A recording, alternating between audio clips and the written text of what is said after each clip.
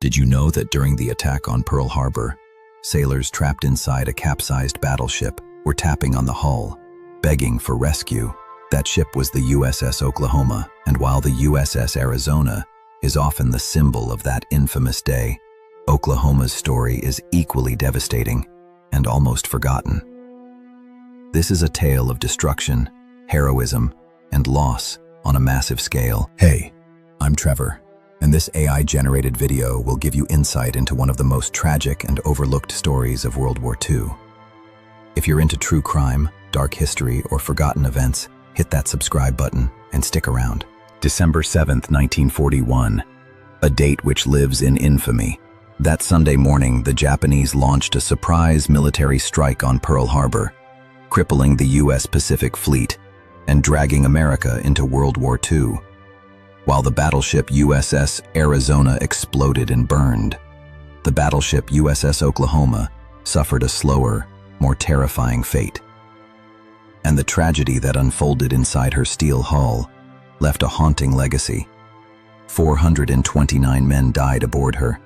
Some were trapped for hours, some for days, before succumbing to the sea. This is their story. The USS Oklahoma, BB-37, was a Nevada-class battleship commissioned in 1916. She served during World War I, was upgraded in the 1920s, and by the time of Pearl Harbor, she was a powerful presence in the Pacific Fleet. She was moored on Battleship Row, just off Ford Island. On the morning of December 7th, the Oklahoma had just completed a week of training. Many sailors were still in their bunks. Others were going about their normal Sunday routines. At 7:55 a.m., the Japanese struck. Waves of torpedo bombers and dive bombers descended from the skies. Within minutes, USS Oklahoma was hit by multiple torpedoes. Some say as many as 9. The ship immediately began listing to port. She flooded quickly. In just 12 minutes, the massive 29,000-ton battleship rolled completely upside down, her masts and hull exposed above the water. Hundreds of sailors were trapped inside.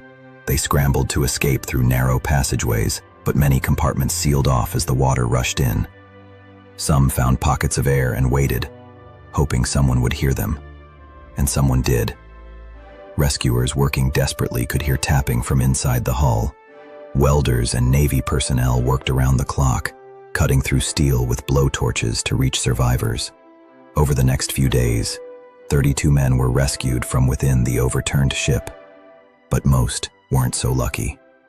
429 sailors and Marines died aboard the Oklahoma, many of them never found. For months, the USS Oklahoma remained belly up in the harbor. In 1943, the Navy undertook a complex salvage operation to raise her. The process, called parbuckling, used cables, winches, and towers to slowly roll the battleship upright. It worked, but the damage was catastrophic. The ship was too broken to return to combat. She was stripped, decommissioned in 1944, and sold for scrap.